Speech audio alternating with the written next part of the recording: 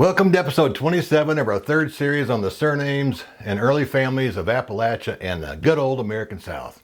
From the beginning of the channel, I have listened to you to shape the trajectory of the content that I present. The feedback that I've received recently suggests that you're more interested in history and interesting connections to names than you are to DNA haplogroups. I don't blame you, it's pretty scientific stuff. Some of you do enjoy hearing about the various haplogroups, so if you are keen to know about one, write to me and request that information, and if I can find it, I'll share it with you. As always, I will provide the email address at the end, so stay tuned. Also, I invite requests for older families in the central and northern reaches of Appalachia. When making a request, please note your region of interest. Otherwise, my work will be biased toward the south. On today's episode, we'll explore the roots of an often neglected president of the United States and discover the origin of the family for whom a significant Appalachian landform was named. We'll also see another example of an early immigrant claiming a Scottish ancestry when an English origin was more accurate. Promises to be an interesting show, so I hope you'll join me. Number 1, Wiggins. This Anglo-Norman name is traceable to Brittany, France. It was derived from a word for battle. I have doubts about that meaning because there is a class of ducks called Wiggin. Perhaps the earliest Wiggin folk could swim like a duck. The S was added for the son of Wiggin. Wiggins, the son of Wiggin. As with other Norman names, Wiggins is found among the traditional names in Ireland, but it's absent from the historic families of Scotland and Wales. I have to admit up front that most of the earliest records for Wiggins folks suggest an Irish origin. One Irish immigrant claimed a deeper Scottish origin, but as I discussed recently, there was a great deal of anti-English sentiment in early America, and colonial America too. Anglo-Irish was much more likely, not Anglo-Scottish, or I should say Irish-Scottish, Scots-Irish. At any rate, Edward Wiggins was born around 1739 in Dublin, Ireland. He immigrated to Brooke County, Virginia. Since 1863, that part of Virginia is in West Virginia. He married Margaret Baxter and had at least 4 children. Edward left planet Earth in 1799. At the end of the day, I'm confident that Wiggins is an antebellum family of Anglo-Norman or Anglo-Irish origin.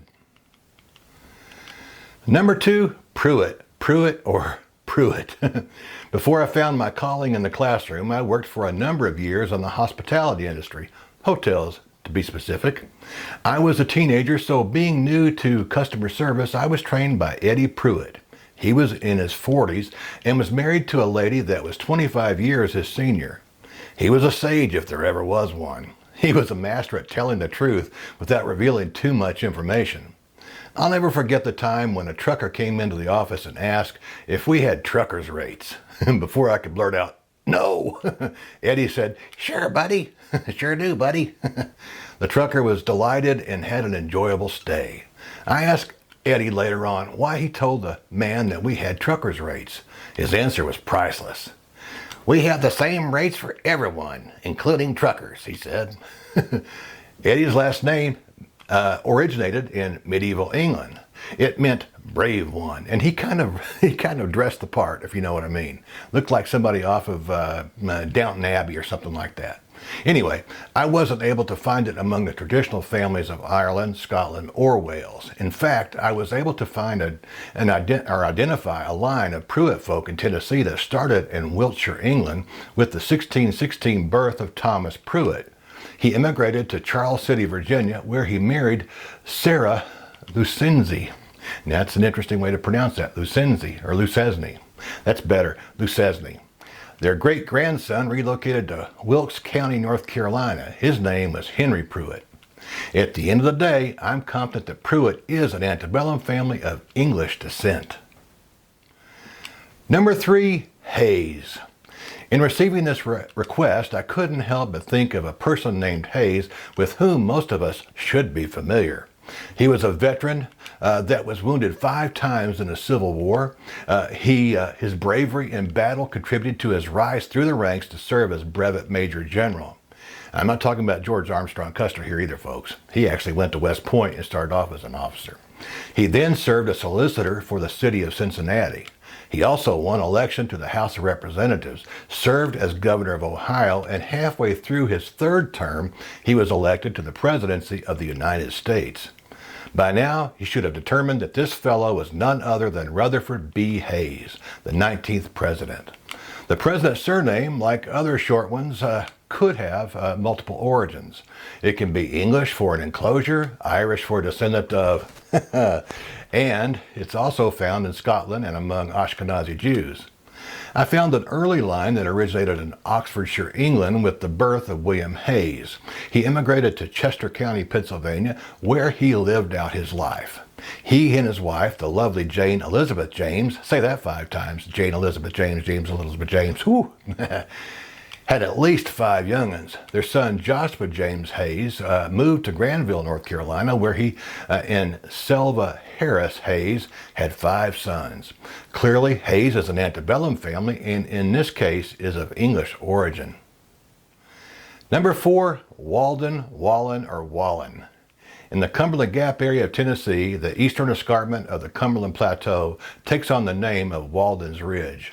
It runs at a north-south trajectory for about 76 miles.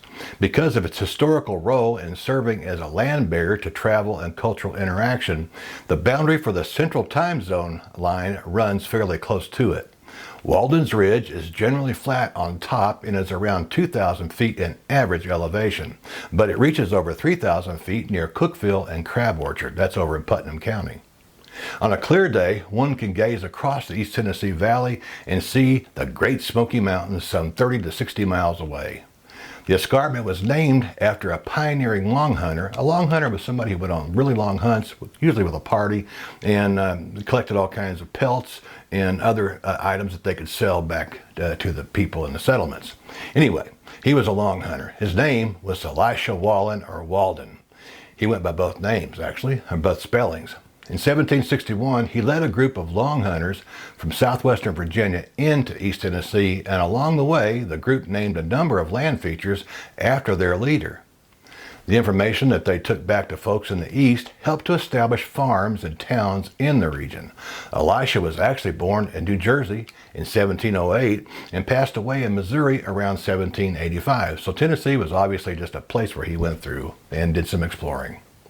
His surname itself has Anglo-Swedish roots, but it could also mean Welshman in England.